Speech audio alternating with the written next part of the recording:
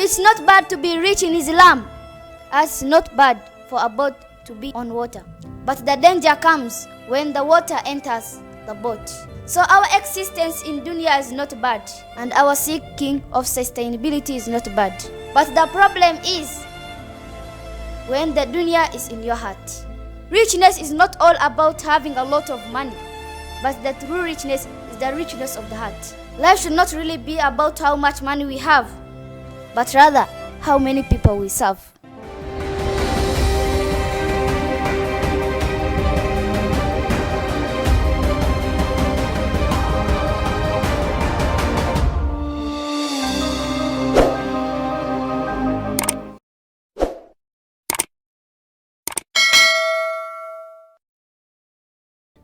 Assalamu alaikum wa rahmatullahi wa barakatuh.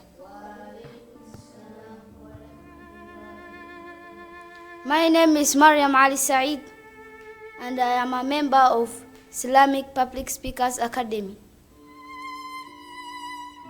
Today I'm going to talk about greed. Ladies and gentlemen, allow me to say something at this moment. Many people believe that the biggest problems in this world right now are poverty, religious conflicts, and even global warming. Well, it's not. The biggest problem people face today is greed. When people use the word greed, they automatically think of money. It can be defined as an intense, selfish desire for wealth or positions. But what does it truly mean? Greed is when we want more of anything, usually more than what is needed.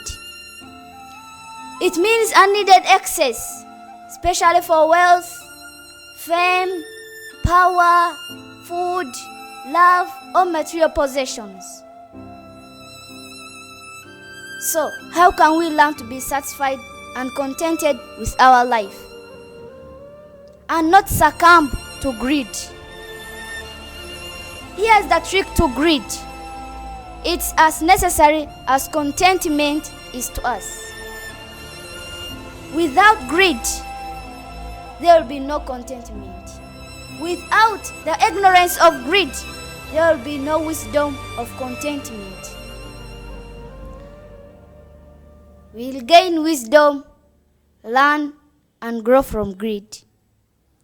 But the problem with greed is very few people are capable of growing out of it. It's like an addiction. It doesn't matter what greed it is. It can be greed in delicious food, gluttony, greed in pleasure of the flesh, lust, or greed in worldly materials, or even greed in experiences, wanting to travel and see new things. These are all greed in our daily lives. It's not bad to be rich in Islam, as it's not bad for a boat to be on water. But the danger comes when the water enters the boat. So our existence in dunya is not bad, and our seeking of sustainability is not bad. But the problem is when the dunya is in your heart. The Prophet, peace be upon him, said, ليس الغنى عن كثرة الأموال ولكن الغنى غنى النفس. He says that richness is not all about having a lot of money, but the true richness is the richness of the heart. Life should not really be about how much money we have, but rather how many people we serve. Because the greater you are giving, the greater you are living. Giving does not devalue your worth, and the Prophet said, charity does not decrease wealth. Remember, we are here to enrich the world. Remember, I'm repeating it, we are here to enrich the world. And if we ever forget that, we impoverish ourselves. He who is not content with what he has will not be content with what he would like to have.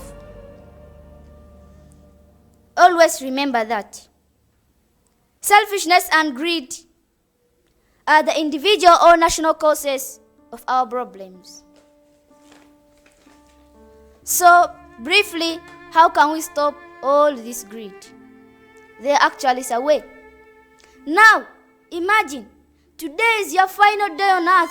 Today is your last day on earth. Your life ends tomorrow. You only have 24 hours left to live as a human. Be honest, will you be greedy? If you knew your end is near. Greed stems from an expectation that tomorrow will still come and you still have time to gain more. But when that expectation is gone, greed is no more. Be honest, most people on their deathbed don't really want much. They just finish their final days indulging in the simplest pleasures like spending time with your family, enjoying your last meals, gazing at the farthest horizon at the beach.